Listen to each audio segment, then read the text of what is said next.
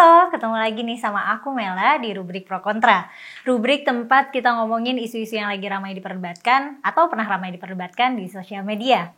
Kali ini aku mau ngomongin terkait konten mahasiswa kedokteran yang lagi magang di rumah sakit, yang mana kontennya itu menunjukkan ketika dia lagi pasang kateter ke pasien cowok, dia mengekspresikan ketertarikannya ke pasien dengan nulis kata-kata ganteng, seumuran, yang mana hal itu bikin netizen agak gitu. Karena ramai, ternyata konten nakes dan kateter ke pasien cowok itu bukan cuma itu doang, ternyata ada lagi beberapa. Nah, jadi menimbulkan perdebatan nih. Itu kan melanggar kode etik katanya. Terus ada juga yang bilang itu kan pelecehan seksual dan seterusnya gitu. Nah, mending untuk perdebatannya kita bedah aja yuk dari sekarang.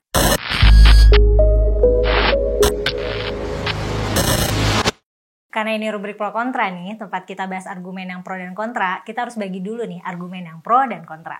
Argumen pro yang aku temukan, aku dapatkan dari pembelaannya konten kreator itu sendiri dan dari respon-respon positif terhadap konten itu. Pembelaan dia sih katanya ini buat seru-seruan, kan identitas cowoknya juga nggak di-spill, harusnya aman dong. Terus buat sharing pengalaman dan edukasi juga. Nah, terus di komen-komennya tuh ada respon-respon yang mengekspresikan kalau mereka juga mau pasang kateter nggak digaji nggak apa-apa, atau pengen jadi perawat juga supaya bisa pasang kateter ke pasien cowok. Ada komentar-komentar kayak pengen lihat, pengen pegang, dan semacamnya lah. Sementara itu, di sisi kontra, porsinya lebih ramai lagi nih.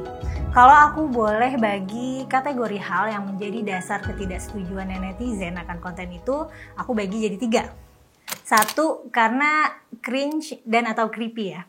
Jadi intinya nonton konten itu tuh menimbulkan perasaan yang nggak enak gitu ya, takut ya, geli ya, jijik atau bikin meringis aja gitu. Pokoknya banyak yang mengomentari kalau kelakuan konten itu tuh nggak banget aja. 2, karena melanggar kode etik keperawatan. Di antara kode etik kedokteran dan keperawatan yang dilanggar di sini adalah menunjukkan ketertarikan seksual terhadap pasien dan menjadikannya konten di sosial media tanpa persetujuan pasien. Dr. Tirta juga termasuk yang mengkritisi tentang pelanggaran kode etik yang dilakukan konten kreator ini. Katanya, pas kuliah bagian kode etik kayaknya mbak ini skip deh, kata Dr. Tirta. Pemasangan kateter tuh private, harusnya semua nakes tahu, dan nggak layak dan nggak boleh jadi bahan cerita kayak gini. Menurut Dr. Tirta, hal-hal seperti ini perlu ditegur karena telah melanggar kode etik yang telah diajarkan, kecuali konten yang dibuatnya merupakan video edukasi cara memasang dengan menggunakan manekin. Nah, itu tadi terkait kode etik.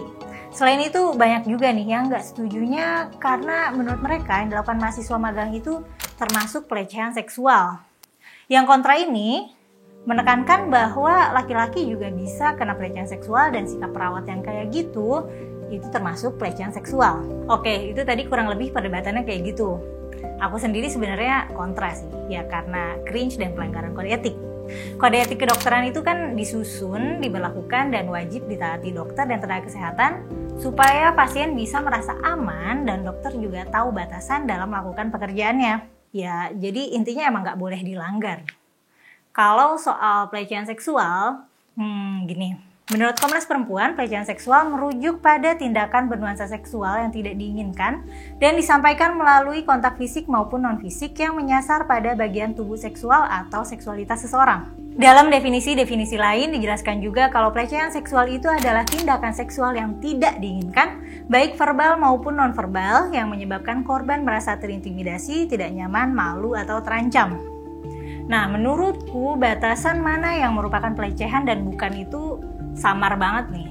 Kata tidak diinginkan dan menyebabkan korban merasa terintimidasi, tidak nyaman, malu, dan lain-lain itu tidak bisa kita ketahui. Kita nggak bisa tahu secara pasti perasaan si cowok yang jadi bahan konten.